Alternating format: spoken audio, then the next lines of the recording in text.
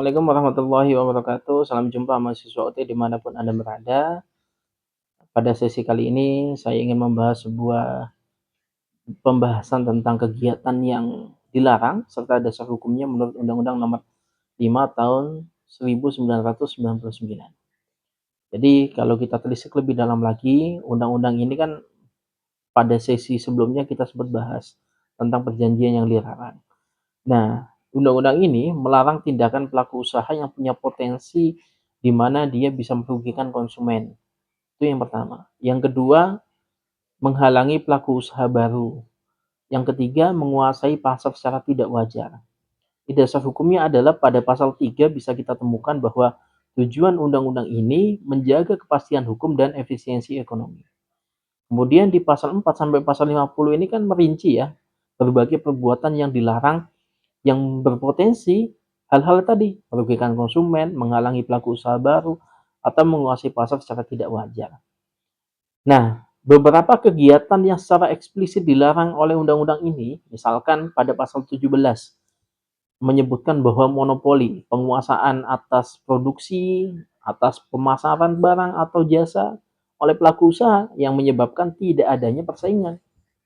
Kemudian yang kedua, pada pasal 4 oligopoli dinyatakan bahwa pasar ini dikuasai oleh 2 atau 3 pelaku usaha yang punya kesepakatan, misalnya soal harga atau wilayah distribusi.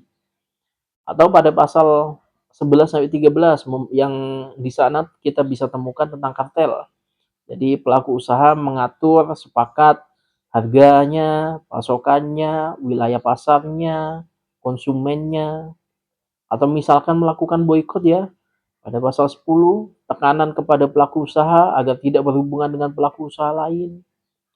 Atau perjanjian harga, di mana dia menyetujui harga jual beli secara bersamaan untuk menekan persaingan.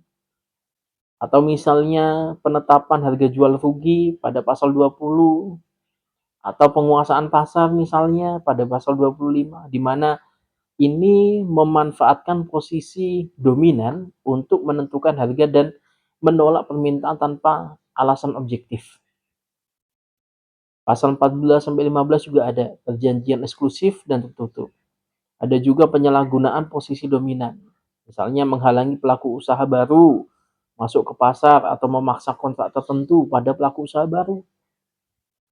Nah, kemudian di pasal 47 menyebutkan bahwa KPPU atau Komisi Pengawas Persaingan Usaha ini punya kewenangan menyelidiki dan mengadili pelanggaran. Misalkan sanksinya ini bisa berupa perintah penghentian aktivitas atau misalnya denda maksimal 25 miliar atau pembatalan perjanjian atau misalkan pembayaran ganti rugi kepada pihak yang dirugikan.